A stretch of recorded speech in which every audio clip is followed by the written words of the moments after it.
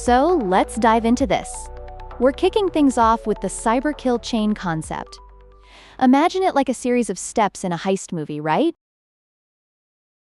Oh, like, Ocean's 11 or something? Exactly. The way they plan every move, from the reconnaissance to the actual breaking in, is a lot like how cyber attackers operate.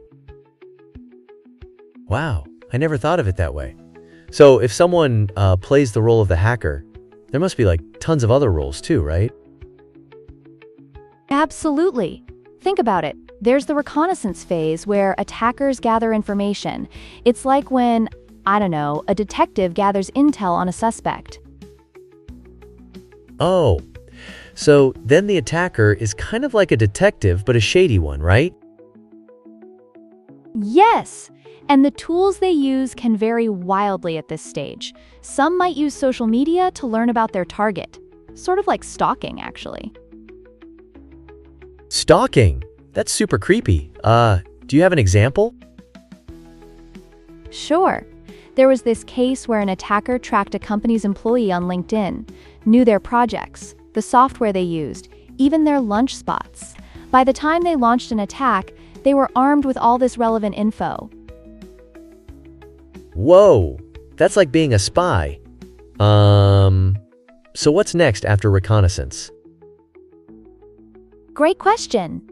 After that, we get into the delivery phase, where the attacker has to deliver the malicious payload. That's like the heist crew sneaking in the gadgets to unlock the vault. Haha. So they're like, okay, we need to get this crazy gadget inside without anyone noticing. Spot on. Could be an email with an infected attachment or a link to a malicious site. It's all part of the, same elaborate scheme. Right. And this makes me wonder, you mentioned there are all these different roles. How do those roles change with different types of attacks? Fantastic question. Just like every good heist needs a different crew for the job, cyber attacks can vary. A ransomware attack is executed very differently from, say, a phishing scam. Let me think. So a ransomware attack is like a team of hackers breaking into a vault with like high-tech gear, right? Precisely. They need sharpshooters, tech wizards, the works. Whereas phishing, that could be more of a, smoke and mirrors operation, like a con artist at a carnival. That's so interesting. So how do people stay protected against something like that? Jumping ahead a bit, we'll get into defense strategies in future episodes. But a critical part is education. Understanding how these attacks unfold is the first step in defense. Oh, so knowledge is power, right? Exactly.